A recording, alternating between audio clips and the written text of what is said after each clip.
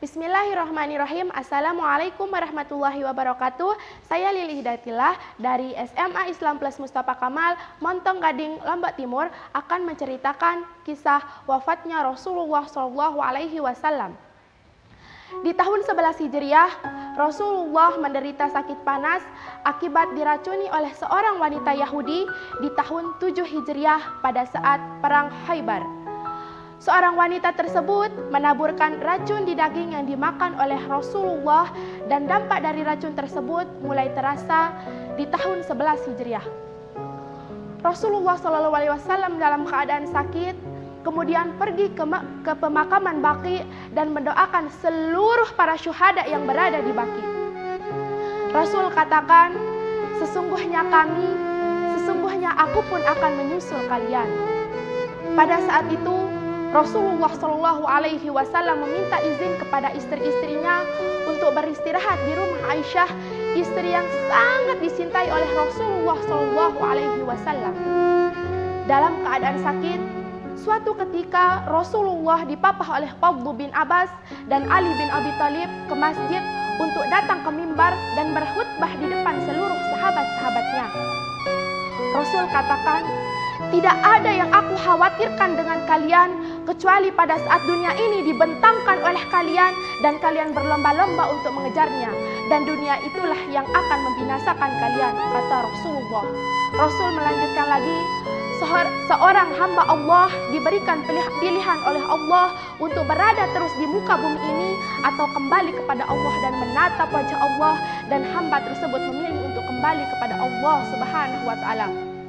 Abu Bakar mendengar hal tersebut, kemudian terseduh-seduh dan menangis bersimbah air mata, dan ia mengatakan, wahai Rasulullah, aku, orang tuaku, ayah ibuku, jiwaku, hartaku menjadi tebusan untukmu, wahai Rasulullah.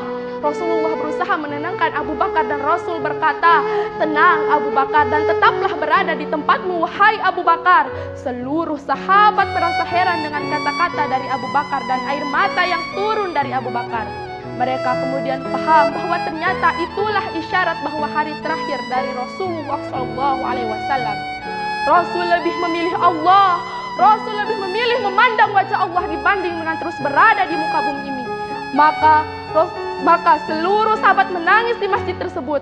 Rasulullah dalam keadaan semakin lemah kemudian dipapah kembali oleh Ali bin Abi Thalib dan Fadl bin Abbas kembali ke rumahnya. Pada saat itu Rasulullah berada di pangkuan Aisyah, dan di waktu subuh Rasulullah SAW berjalan tak seperti biasanya karena kondisi Rasulullah semakin melemah. Pada hari itu Rasul membuka tirai di depan pintu Aisyah yang langsung berhadapan dengan para sahabat yang sedang melakukan salat subuh dipimpin oleh Abu Bakar.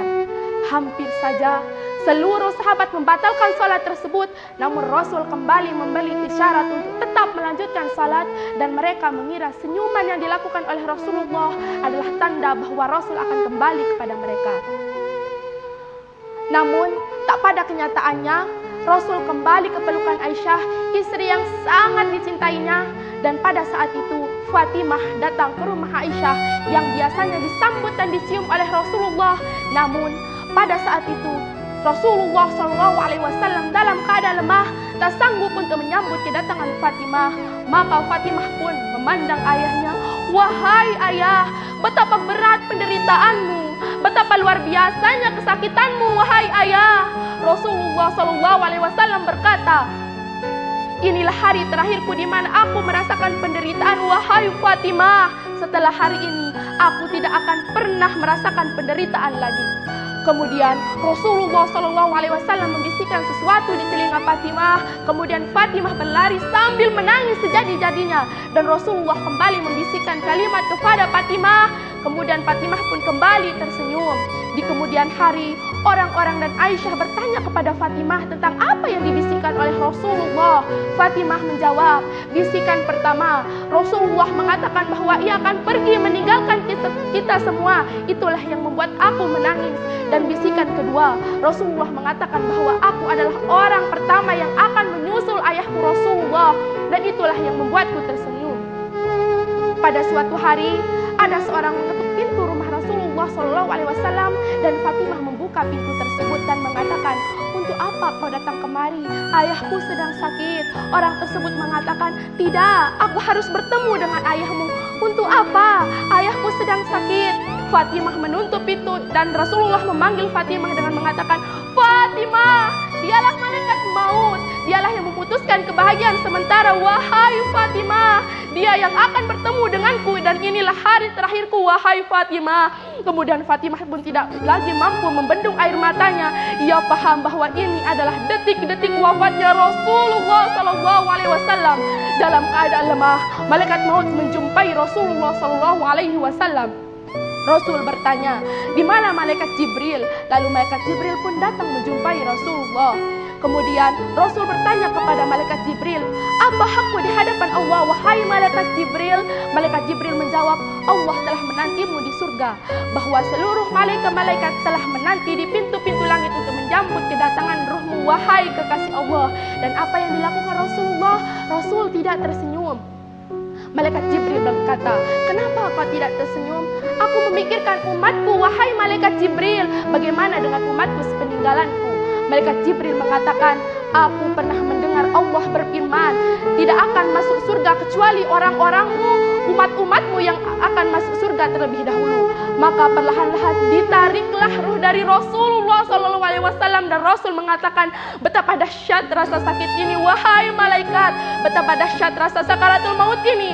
Kalau engkau mau, wahai Allah, timpakan rasa sakit sakaratul maut umatku terhadapku, wahai Allah. Rasulullah SAW memikirkan bagaimana rasa sakaratul maut umatnya, dan kemudian Rasulullah SAW pun semakin menderita sakit yang sangat parah, seperti dicacah oleh pedang rasa sakaratul maut tersebut. Dan apa yang dilakukan oleh Rasulullah? Rasul mengatakan ingin kembali kepada Allah. Tangannya kemudian ditunjuk ke atas, la ilaha illallah, la ilaha illallah. Dan itulah akhir hidup dari Rasulullah SAW. Mudah-mudahan kita bisa bersama dengan beliau. Amin ya rabbal alamin. Wabillahi taufiq wal hidayah. Wassalamualaikum warahmatullahi wabarakatuh.